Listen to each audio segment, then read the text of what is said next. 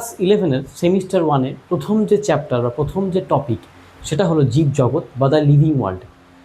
তো জীবজগৎ বা the living world কি? আজ থেকে বহু বহু বহু কোটি বছর আগে যখন পৃথিবীর সৃষ্টি হয়েছিল তখন পৃথিবীতে প্রাণের কিন্তু কোনো অস্তিত্ব ছিল না। নানা রকম ক্রিয়া এবং বিক্রিয়ার ফলে সরল এককোষী জীব থেকে মানুষের মতন বিকশিত উন্নত বহুকোষী জীবের সৃষ্টি হয়েছে এবং তার সঙ্গে সৃষ্টি হচ্ছে নানা রকম গাছপালা ইত্যাদি, ছত্রাক, শৈবাল, ভাইরাস, ব্যাকটেরিয়া। এই সব কিছু মিলিয়ে পৃথিবীতে যে বিপুল একটা জীবের অস্তিত্ব আছে তাকেই বলা হয় জীবজগৎ। এবং এই যে প্রচুর প্রচুর প্রচুর পরিমাণ বা প্রকারের জীব পৃথিবীতে বর্তমান আছে, গাছপালা হোক কিংবা প্রাণী হোক, তাদেরকে এক কথায় বলা হয় জৈব বৈচিত্র্য। তাহলে জৈব বৈচিত্র্য কী? আমাদের পৃথিবীতে যে জীবেদের মধ্যে বিপুল বৈচিত্র্য আছে, যেমন মরু অঞ্চলে একরকম জীব, মেরু অঞ্চলে একরকম জীব, ট্রপিক্যাল রেন ফরেস্ট সেখানে একরকম জীব পাওয়া যায়। অর্থাৎ অঞ্চলভেদে এই যে বিভিন্ন রকম জীব পাওয়া যায় এবং এটা গোটা পৃথিবী জুড়ে তার ব্যাপ্তি, এই বিভিন্ন রকম জীবকে যে বৈচিত্র্য তাকেই বলা হয় জৈব বৈচিত্র্য। এবারে সিলেবাস অনুযায়ী জীবজগতের মধ্যে আমাদের প্রথম যে পয়েন্ট পড়তে হবে সেটা হলো জৈব বৈচিত্র্য। জৈব বৈচিত্র্য কাকে বলে সেটা আমরা আলোচনা করলাম। সংজ্ঞা তোমরা যে কোনো পাঠ্যপুস্তকে পেয়ে যাবে, কিন্তু জিনিসটা সম্পর্কে বুঝতে হবে, কনসেপ্টটা ক্লিয়ার রাখতে হবে। তাহলে এক কথায় জৈব বৈচিত্র্য কী? আর একবার বলছি, আমাদের চারপাশে বা গোটা পৃথিবীতে এই যে বিপুল জীবের বৈচিত্র্য, নানা রকমের জীব আছে, নানা রকমের গাছপালা আছে, এদের এই বৈচিত্র্যটাকেই এক কথায় বলে জৈব বৈচিত্র্য বা বায়োডাইভার্সিটি। বিজ্ঞানী ওয়াল্টার রোজেন 1985 খ্রিস্টাব্দে জৈব বৈচিত্র্য বা বায়োডাইভার্সিটি শব্দটা প্রথম প্রবর্তন করেছিলেন। অর্থাৎ তিনি এই শব্দটা প্রথম উৎপত্তি ঘটিয়েছিলেন, বায়োডাইভার্সিটি। কিন্তু বিজ্ঞানী ও উইলসন, তাকে বলা হয় ফাদার অফ বায়োডাইভার্সিটি বা জৈব বৈচিত্র্যের জনক। এবারে কোন কোন ক্রাইটেরিয়া থাকলে বা কোন কোন পয়েন্টগুলোকে ফুলফিল করলে আমরা বলবো হ্যাঁ এটা একটা জৈব বৈচিত্র্য আছে? বিভিন্ন প্রজাতির মধ্যে অথবা একই প্রজাতির মধ্যে যদি অঙ্গ প্রত্যঙ্গ কিংবা গঠনের একটা সুনির্দিষ্ট প্রভেদ বা প্রকারভেদ দেখা যায়, তবে বলবো আমরা জৈব বৈচিত্র্য আছে।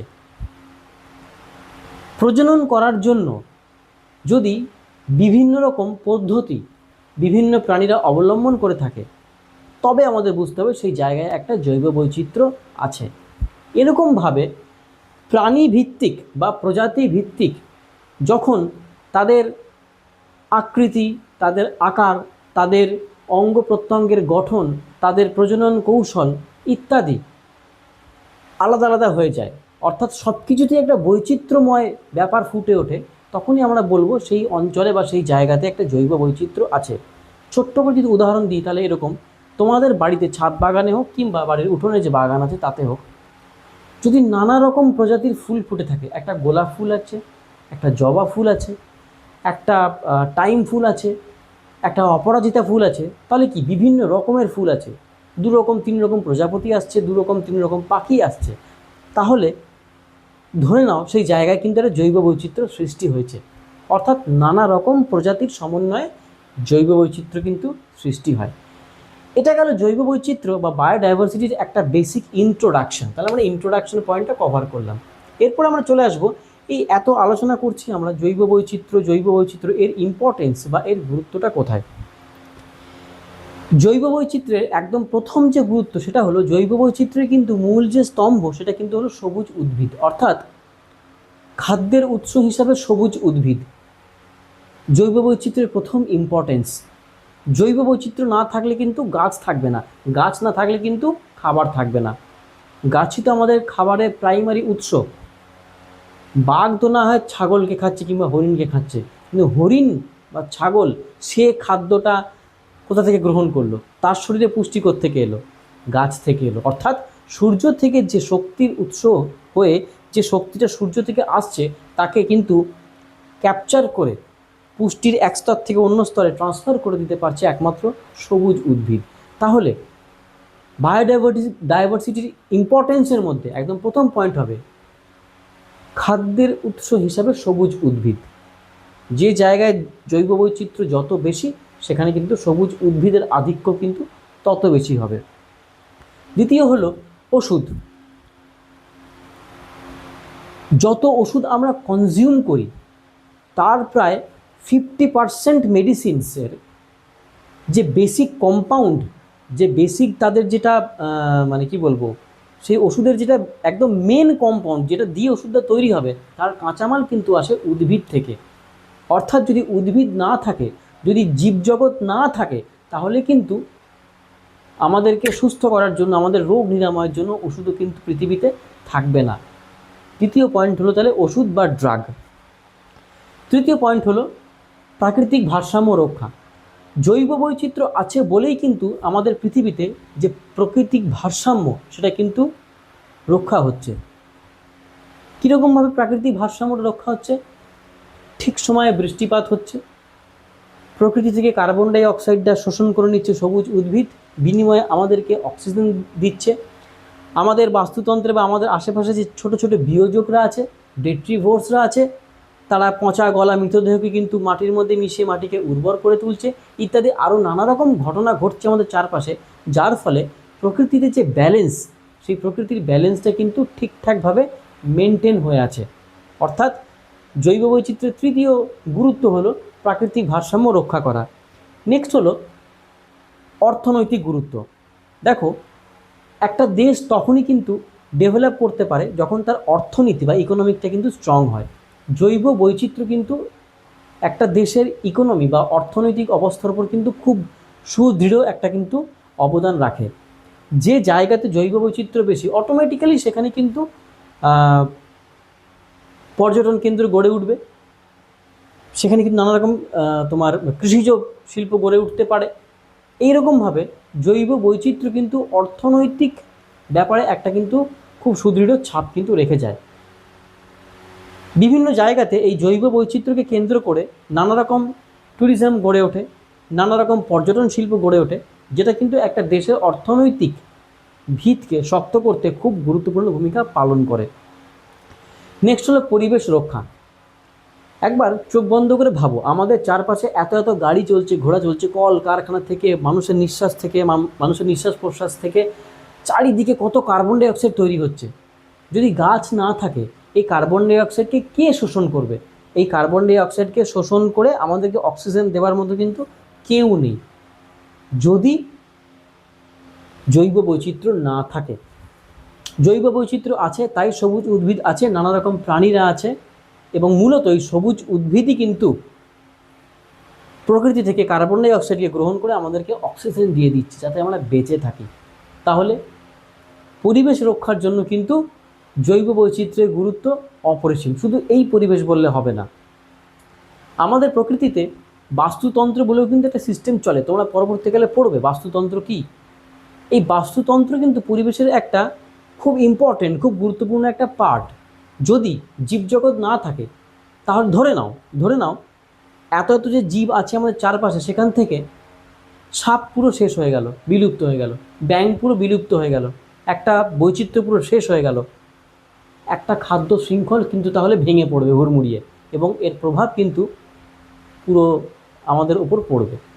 তাহলে তার মানে পরিবেশের ভারসাম্য রক্ষা করতে কিন্তু জৈব বৈচিত্র্যের গুরুত্ব অত্যন্ত পরিমাণে অপরিসীম। নেক্সট কী হতে পারে? নান্দনিক সৌন্দর্য। আমরা মানুষ, আমরা ঘুরতে ভালোবাসি। খুব ভালো ফুল ফুটলে তার দিকে যদি কিছুক্ষণ দেখো, তোমার মন কিন্তু ভালো হয়ে যায়। বর্ষাকাল, একটা বর্ষণমুখর দিনে যখন তুমি একটা জঙ্গলের এলাকাতে যাবে, তখন যে বৃষ্টির আওয়াজ পাতা থেকে টুকটুক করে পড়বে, কিংবা কাশ্মীরে যে নানা রকম বিচিত্রময় ফুল ফুটে থাকবে, অর্কিড ফুল ফুটে থাকে, রডোডেনড্রন ফুল ফুটে থাকে, পাইন গাছ দার্জিলিংয়ে গেলে দেখতে পাওয়া যায়। এই যে বিপুল একটা জৈব বৈচিত্র্য, জীবের বৈচিত্র্য, এটা কিন্তু মানুষের মনকে একটা প্রশান্তি দেয়, একটা স্নিগ্ধতা দেয়, যেটা কিন্তু খুব দরকার। নেক্সট পয়েন্ট কী আছে? আধ্যাত্মিক এবং সাংস্কৃতিক বিকাশ। তুলসী গাছে আমরা কিন্তু জল দিই, এটা কিন্তু আমাদের একটা সংস্কৃতি। দুর্গাপুজোর সময়তে কলা গাছকে পুজো করে গণেশ ঠাকুরের পাশে রাখা হয়, একটা গাছ কিন্তু সেটা, এটা কিন্তু আমাদের একটা সাংস্কৃতিক মূল্যবোধ।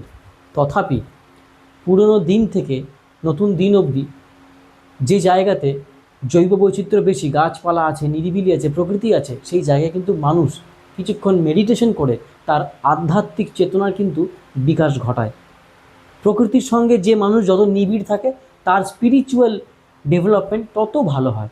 অর্থাৎ জৈব বৈচিত্র্যের কিন্তু একটা আধ্যাত্মিক এবং একটা সাংস্কৃতিক বিকাশও আমাদের বিকাশ ঘটাতে কিন্তু সাহায্য করে। তাহলে এইগুলো গেল মোটামুটি জৈব বৈচিত্র্যের কিছু ইম্পর্টেন্স বা গুরুত্ব।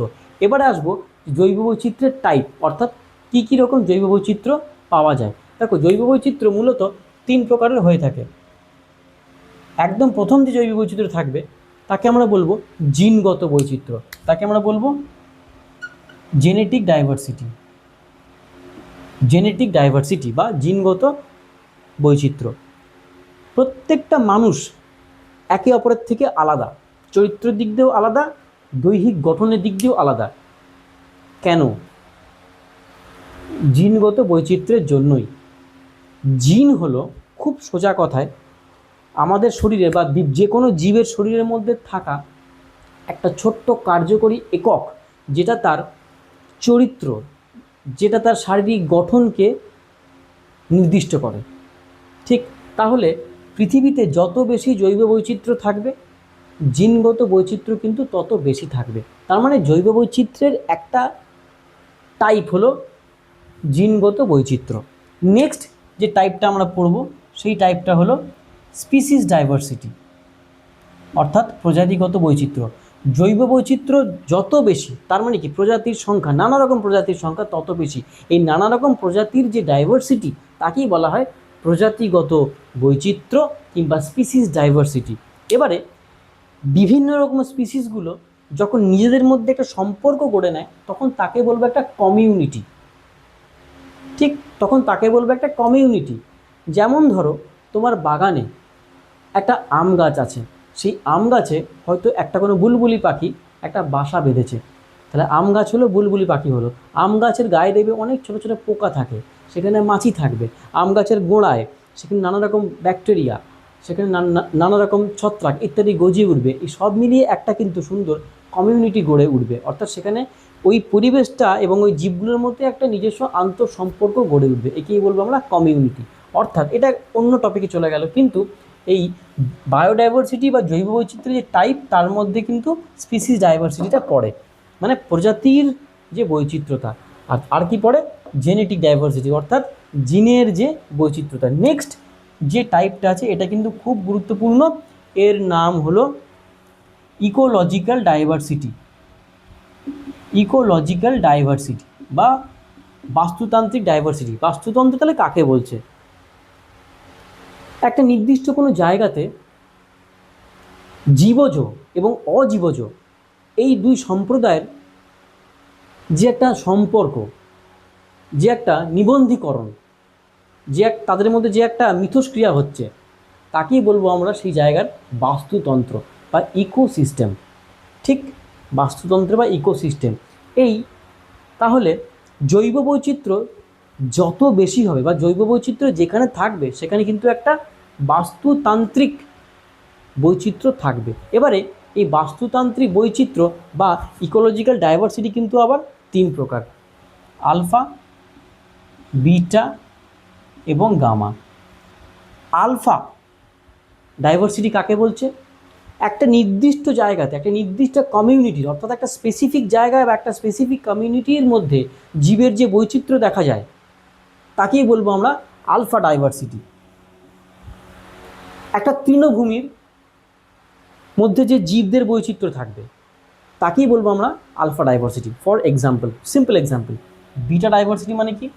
দুটো আলাদা আলাদা জায়গার, দুটো আলাদা আলাদা ভৌগোলিক অঞ্চলে হতে পারে তারা পাশাপাশি অবস্থান করছে, যে ডাইভার্সিটি আছে তাদের মধ্যে তাকে বলবো আমরা বিটা ডাইভার্সিটি। ধরে নাও একটা জায়গাতে 10টা স্পিসিস আছে পাখির, একটা জায়গাতে 15টা পাখি স্পিসিস আছে। ঠিক, তাহলে পার্থক্য কত? 5-এর। তার মানে 5টা স্পিসিস এমন আছে যেগুলো দুটোর মধ্যে আলাদা। ঠিক, এটাই তার ওখানকার বৈচিত্র্য।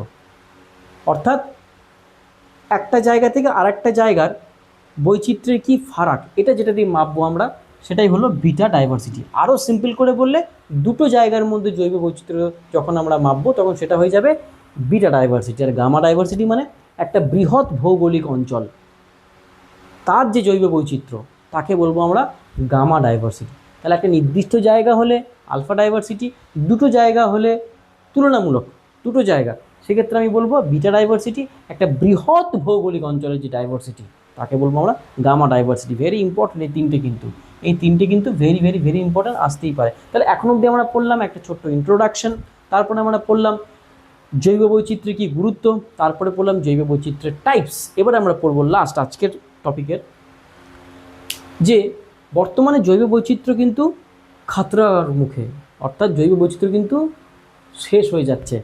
কেন জৈব বৈচিত্র্য শেষ হচ্ছে? ভেরি ইম্পর্টেন্ট কোশ্চেন, বড় কোশ্চেন এলে বা এখান থেকে টুকটাক শর্ট কোশ্চেন আসে কিন্তু, যে cause of extinction of biodiversity, মানে জৈব বৈচিত্র্য কেন বিলুপ্ত হচ্ছে। দেখো, জৈব বৈচিত্র্য কিন্তু অনেক অনেক অনেক কারণে বিলুপ্ত হচ্ছে। একদম প্রথম যে কারণটা বলবো সেটা হলো আবাসস্থলের সংকোচন। তুমি ঘরে আছো, তোমার থাকার জন্য একটা ঘর চাইতো, যদি ঘরটা ভেঙে দেওয়া হয় থাকবে কোথায়? পৃথিবীতে প্রাণীদের ক্ষেত্রে একই জিনিস হচ্ছে, তারা যেখানে তাদের বসতি, যেটা তাদের বাসস্থান, সেটাকে কিন্তু মানুষ নষ্ট করে ফেলছে, ফলে তাদের থাকার জন্য কোনো জায়গা নেই, আবাসস্থলের সংকোচন হয়ে যাচ্ছে। এবং অনেক প্রাণী এর জন্য কিন্তু বিলুপ্তির পথে হেঁটে দিয়েছে, তারা হয়তো অদূর ভবিষ্যতে বিলুপ্ত হয়ে যাবে। আবাসস্থল সংকোচনের জন্য কিন্তু জৈব বৈচিত্র্য আজকে বিপন্ন প্রায়। নাম্বার 2 পয়েন্ট, আগন্তুক প্রজাতির আগমন। অর্থাৎ যে প্রজাতিগুলো আমাদের দেশের নয়, তারা আমাদের দেশে চলে এসছে, দিয়ে এইখানে এসে বংশবিস্তার করে আছে, এবং আমাদের দেশীয় যে গাছপালা বা দেশীয় যে আমাদের জীব, তাদের সংখ্যাকে হ্রাস করে দিয়েছে। এইরকম জীবকে বলবো আগন্তুক জীব, ইনভেসিভ স্পিসিস। উদাহরণ, গম আমেরিকা থেকে ভারতবর্ষে এসেছিল, সেই আমেরিকা থেকে যখন গম ভারতবর্ষে আসে, গমের বীজের সঙ্গে পার্থেনিয়াম গাছেরও বীজ চলে এসেছিলো, এবং ব্যাস পার্থেনিয়ামের বীজ যখন ভারতের মাটিতে পড়লো, উর্বর মাটি, এমন তারা বংশবিস্তার বা বংশবৃদ্ধি শুরু করলো, পার্থেনিয়াম গাছের চারিদিক ছেয়ে গেল। এই পার্থেনিয়াম গাছের জন্য আমাদের তো হাঁপানি হয়, অ্যালার্জি হয়, অ্যাজমা হয়, অনেক উদ্ভিদকুলও কিন্তু পার্থেনিয়াম গাছের জন্য বাড়তে পারে না। তাহলে পার্থেনিয়াম গাছ হলো একটা আগন্তুক প্রজাতির উদাহরণ, এসছে থেকে আমেরিকা থেকে। কখন এসছে? যখন আমেরিকা থেকে গম আমদানি করা হয়েছিল, মনে রাখতে হবে। দ্বিতীয় একটা উদাহরণ হলো আগন্তুক প্রজাতির বনফুল বা ল্যান্টানা ক্যামেরা। ঠিক, এটা মেক্সিকো থেকে এসেছিল। এটাও মেক্সিকো থেকে এসে আমাদের ভারতবর্ষের উর্বর জমিতে যেই পড়লো, বিশাল পরিমাণে বংশবৃদ্ধি করতে শুরু করে দিল এবং আমাদের কৃষি জমির ব্যাপক পরিমাণে ক্ষতি করলো। দেশীয় বেশ কিছু গাছপালা কিন্তু এর বৃদ্ধির চক্করে তাদের বৃদ্ধি হ্রাস হয়ে গেল। এই রকম আগন্তুক স্পিসিস যত বেশি আসবে, তত বেশি কিন্তু বায়োডাইভার্সিটি হ্রাস পেতে পেতে থাকবে। নেক্সট যে কারণটা আমরা পড়ব সেটা হলো অরণ্য ধ্বংস। আবাসস্থল ধ্বংস পড়লাম, এবার কিন্তু অরণ্য ধ্বংস। গাছ নির্বিচারে আমরা কেটে ফেলছি, লোভ, উন্নতি, আরবানাইজেশন, ডেভেলপমেন্টের জন্য গাছ নির্বিচারে কেটে ফেলছি। অরণ্য যত কাটবো আমরা তত কিন্তু বায়োডাইভার্সিটি হ্রাস পেতে পেতে থাকবে। এর এফেক্ট কিন্তু অন্য জায়গাতেও পড়বে। গাছ কেটে ফেলা মানে কিন্তু কার্বন ডাইঅক্সাইড শোষণ ক্ষমতা কমে গেল, ভূমিক্ষয় রোধ হবে না, প্রকৃতিতে কিন্তু নেগেটিভ একটা এফেক্ট পড়বে, এবং আলটিমেটলি ঘুরে ফিরে দেখবে বায়োডাইভার্সিটি কিন্তু লোপ পাবে। নেক্সট, চোরা শিকার। কুমিরের চামড়ার ব্যাগ দরকার, এক শৃঙ্গ গন্ডারের শিং দিয়ে কী গাছ হয় ভগবান জানে, হাতির দাঁতের কী আসবাবপত্র তৈরি হয়, কী শোপিস তৈরি হয় ভগবান জানে, কিন্তু এগুলো দরকার। এগুলো নাকি মানুষের শখ, এই শখের বশবর্তী হয়ে অনেক প্রাণ চলে যাচ্ছে। অনেক চোরা শিকারী এইরকম প্রাণীদেরকে মেরে দিচ্ছে এবং পৃথিবী থেকে তারা আস্তে আস্তে আস্তে আস্তে বিলুপ্তির পথে হাঁটা লাগিয়েছে। এর ফলে কিন্তু জৈব বৈচিত্র্য ব্যাপকভাবে ক্ষতিগ্রস্ত হচ্ছে। নেক্সট, দূষণ তো আছেই। এত পলিউশন, বিভিন্ন প্রাণী পলিউশনের চক্করেই কিন্তু মরে যাচ্ছে। প্লাস্টিক দূষণ, এত প্লাস্টিক আমরা এখানে সেখানে নালির জলে, পুকুরের জলে সব জায়গায় ফেলে দিচ্ছি। সামুদ্রিক প্রাণীগুলো সেই প্লাস্টিকটাকে গলধকরণ করে, মানে খেয়ে ফেলে তারা মারা যাচ্ছে। কলকারখানা এত বেশি বেড়ে গেছে, আনফিল্টার্ড কলকারখানার ওয়েস্ট মেটেরিয়াল যখন নদীতে পড়ছে, সমুদ্রে পড়ছে, সেই জায়গার বাস্তুতন্ত্রকে নষ্ট করে দিচ্ছে, জৈব বৈচিত্র্য হ্রাস পেয়ে যাচ্ছে।